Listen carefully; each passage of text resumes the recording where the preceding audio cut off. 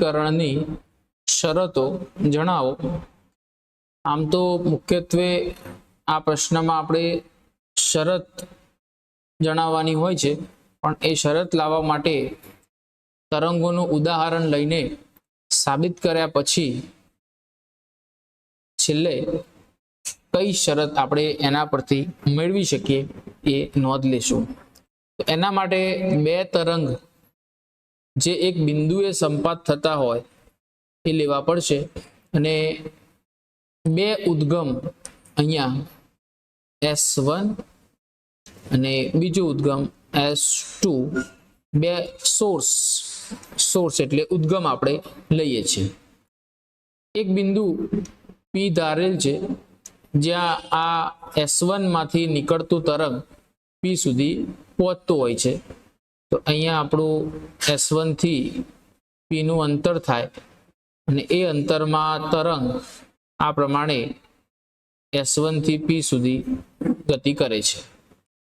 એ જ પ્રમાણે S2 માંથી નીકળતું તરંગ પણ એ જ માર્ગે સુરેખ માર્ગે ગતિ કરતું P પર પહોંચે છે અને એનો જે ગતિપથ છે એ આ પ્રમાણે તરંગ સ્વરૂપે P સુધી પહોંચે છે। એટલે અહીંયા આપણે એવું લઈએ કે S1 થી P નું અંતર 7 લેમ્બડા જેટલું છે અને S2 થી P નું અંતર ધારો કે 9 લેમ્બડા જેટલું છે। આમ તો આ કિંમત આપણે કોઈ પણ લઈ શકીએ, પરંતુ જે પ્રમાણે આપણે NCERT માં એક્ઝામ્પલ લઈને ગણેલ છે તો એટલે આપણે પણ એ પ્રમાણે લઈએ છીએ। જેમ કે આપણું કોઈ તરંગ છે, એ તરંગ અડધું ચક્ર પૂરું કરે તો એને શૃંગ કહેવાય અને બાકીનું અડધું ચક્ર પૂરું કરે તો એને ગર્ત કહેવાય। શૃંગ અને ગર્ત તરીકે ઓળખીએ છીએ। એક શૃંગ અને એક ગર્ત પૂરું થાય એટલે કાપેલું અંતર 1 લેમ્બડા જેટલું છે એવું કહેવાય, 1 લેમ્બડા જેટલું અંતર કહેવાય। અને આ અંતર દરમિયાન જે કળા મળે છે એ કળા 2π રેડિયન જેટલી મળે છે। એટલે કે 1 લેમ્બડા હોય તો એના માટે 2π કળા મળે, 2 લેમ્બડા હોય તો એના માટે 4π કળા મળે, 3 લેમ્બડા હોય તો એના માટે 6π કળા મળે। જ્યાં તમને લેમ્બડા દેખાય એ જગ્યાએ તમે 2π મૂકી દેશો તો ડાયરેક્ટ તમને જવાબ મળી જશે। તો ચલો આપણે હવે આ એક્ઝામ્પલ લઈને સૌથી પહેલા આ S1 અને S2 એના પથનો તફાવત શોધી નાખીએ। તો અહીંયા નોટ કરીએ આપણે કે S1 અને S2 માંથી ઉત્સર્જાયેલ તરંગ વચ્ચેનો પથ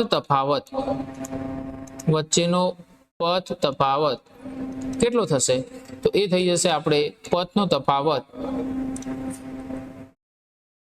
S2p માઇનસ S1p એટલે કે 9 લેમ્બડા માઇનસ 7 લેમ્બડા બરાબર 2 લેમ્બડા જેટલો થઈ જશે, જેને આપણે પથ તફાવત કહી દઈશું। 2 લેમ્બડા જેટલો મળશે અને આ તફાવત જે મળે છે એ અનુરૂપ કળાનો તફાવત પણ શોધવો છે। તો કળા તફાવત જે આપણને મળશે એ કેટલી મળશે? 4π જેટલી મળશે। લેમ્બડાની જગ્યાએ 2π આપણે મૂકી દઈશું। ચલો એના પછી અહીંયા આપણે એવું લઈએ કે ભાઈ S1 માંથી ઉત્સર્જાયેલ તરંગ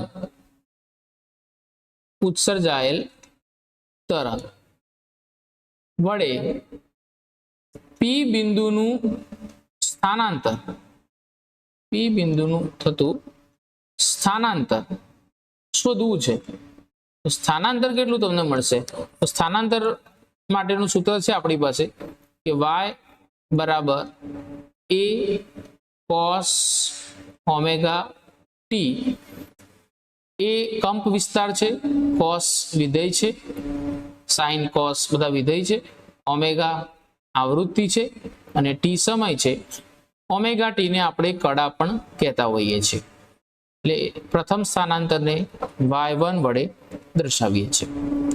એટલે કે જે તરંગ એક ગતિ કરે એની કડા ઓમેગા ટી જેટલી લીધી છે આપણે, તરંગ એકની કડા. વાત કરીએ તરંગ 2 માટે, તો S2 માંથી ઉત્સર્જાયેલ તરંગ વડે P બિંદુનું સ્થાનાંતર થતું સ્થાનાંતર. તો એનું કેટલું સ્થાનાંતર થાય છે, તો એને આપણે y2 વડે દર્શાવી દઈએ. y2 જે આપણને મળી જશે a cos, અને તમે એવું વિચારો કે S1 અને S2 બંનેમાંથી એક જ સમયે તરંગો નીકળ્યા અને P પર પહોંચે તો સૌથી પહેલા S1 વાળું તરંગ પહોંચશે, જ્યારે S2 વાળું તરંગ એના કરતા થોડુંક પાછળથી પહોંચશે. કેટલું કડામાં પાછળ રહેશે? કડામાં કેટલું પાછળ રહેશે? જેટલો એનો આ તફાવત છે એટલું પાછળ રહેશે, 4π જેટલું પાછળ રહેશે. એટલે કે આપણે જો S1 ની કડા ઓમેગા ટી લીધી હોય તો S2 ની કડા જે છે એ કડા S1 કરતા માઇનસ કરશું 4π જેટલી, કેમ કે એટલો કડામાં પાછળ છે. 4π જેટલો પાછળ હોવાથી આપણે એવું લખીશું કે ઓમેગા ટી માઇનસ 4π. ચલો, ઓમેગા ટી માંથી 4π જશે તો પણ ત્યાંના ત્યાં જ આપણે મળશું, એટલે a cos ઓમેગા ટી તમને મળી જશે. તો આ તમને y2 મળે. હવે કુલ સ્થાનાંતર લેવું છે તો P બિંદુનું કુલ સ્થાનાંતર, બંને તરંગો વડે મળતું કુલ સ્થાનાંતર, જેને આપણે y કહી દઈશું. તો y બરાબર તમને મળી જશે, પરિણામી હોવાથી સરવાળો y1 પ્લસ y2 થશે. બંનેનો સરવાળો કરો તો a cos ઓમેગા ટી વત્તા a cos ઓમેગા ટી બરાબર થઈ જશે 2a cos ઓમેગા ટી. આટલું સ્થાનાંતર આપણને મળી જશે, જેને તમે પરિણામી સ્થાનાંતર પણ કહો છો. રિઝલ્ટન્ટ સ્થાનાંતર આપણને મળશે. હવે આપણે તીવ્રતાની વાત કરીએ. તીવ્રતા વિશે આપણે શું કહી શકીએ? તો તીવ્રતા નું જે એક સૂત્ર છે એ તીવ્રતા હોય તો એને ચલે છે કંપ વિસ્તારનો વર્ગ લેવામાં આવે છે. તીવ્રતા એટલે કંપ વિસ્તારનો વર્ગ, એટલે I બરાબર a², આવું તમે લઈ શકો. તો આપણે આ બંને માટેની અલગ અલગ તીવ્રતા વિચારીએ કે સૌથી પહેલા y1 છે એનો કંપ વિસ્તાર a છે, y2 નો કંપ વિસ્તાર પણ a છે, એટલે બંનેના કંપ વિસ્તાર a છે.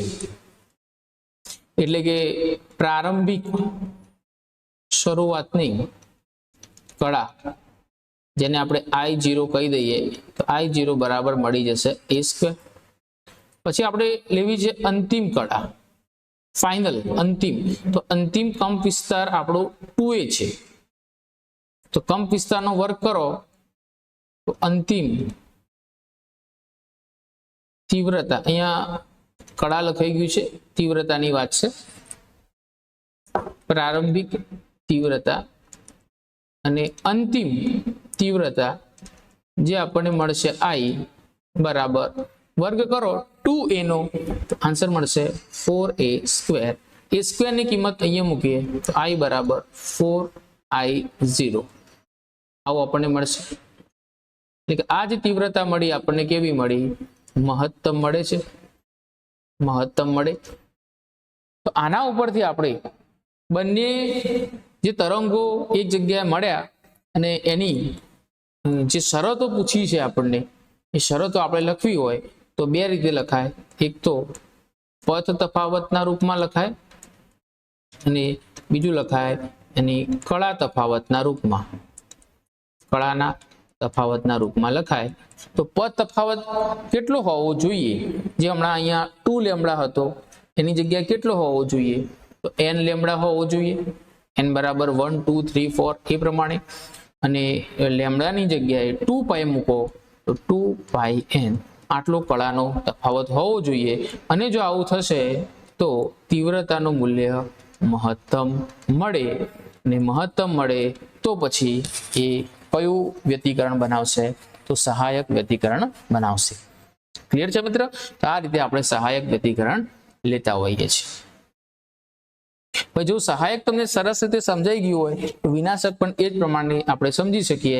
તો બીજા નંબરનું વ્યતિકરણ છે જે આપણે ભણવાનું છે, વિનાશક વ્યતિકરણ અને એની શરતો. તો વિનાશક માટે પણ બે જ ઉદ્ગમ આપણે લઈશું, S1 અને બીજા નંબરમાં S2, અને એક બિંદુ પસંદ કરી લઈશું જેને Q બિંદુ કહેશું. અને S1 થી આવતું તરંગ એ ગતિ કરીને Q સુધી પહોંચે છે. તે જ પ્રમાણે S2 માંથી આવતું તરંગ પણ તરંગ સ્વરૂપે ગતિ કરીને Q સુધી પહોંચે છે. આપણે અહીંયા ક્લિયર જોઈ શકીએ છીએ કે આ અંતર મોટું છે S1 વાળું, ધારો કે 9.75 લેમ્બડા જેટલું છે, અને S2 માંથી નીકળેલ તરંગ જેનું અંતર 7.25 લેમ્બડા જેટલું છે. વિનાશક માટે ધ્યાન એ રાખવું કે પથનો જે પણ અંતર છે એ અપૂર્ણાંક કે દશાંશ ચિહ્ન વાળું હોવું જોઈએ, તો તમને વિનાશક વ્યતિકરણ મળશે. આની અંદર આપણે બંનેનો પથનો તફાવત લઈએ તો પથ તફાવત મળી જશે = 9.75 લેમ્બડા માઇનસ 7.25 લેમ્બડા, એટલે આન્સર મળશે 2.5 લેમ્બડા. તો આ તફાવત અનુરૂપ બંને તરંગ માટે કળાનો તફાવત કેટલો મળશે? તો કળાનો તફાવત મળશે લેમ્બડાની જગ્યાએ 2π, તો આન્સર મળશે 5π જેટલો મળશે. હવે આપણે બંને માટે તરંગ વડે થતું સ્થાનાંતર લઈએ તો S1 ના કારણે Q બિંદુનું સ્થાનાંતર, એ સ્થાનાંતર કેટલું તમને મળી જશે? તો સ્થાનાંતર તમને મળશે y1 બરાબર, ધારો કે a cos ઓમેગા t મળે છે. પહેલા આપણે ઓમેગા t ધારી જ લેવાનું પહેલા માટે, પછી આપણે બીજા માટે વાત કરશું, એટલે કે S2 માટે વાત કરશું. તો S2 ના કારણે Q બિંદુનું સ્થાનાંતર, તો એ સ્થાનાંતર તમને મળી જશે y2 ના રૂપમાં, એ મળશે a cos, કળા બંનેની સમાન નથી, એમની વચ્ચે તફાવત છે 5π જેટલો. તો જો પહેલા અને બીજા આ બંને તરંગોને એક સાથે જવા દેવામાં આવે તો જે આપણું પહેલું તરંગ છે એ આગળ રહેશે, પહેલું તરંગ જે છે બીજા કરતા પાછળ રહેશે, કારણ કે એનું અંતર વધારે છે. એટલે પહેલું પાછળ રહેશે અને બીજું આગળ રહેશે. કેટલું આગળ રહેશે?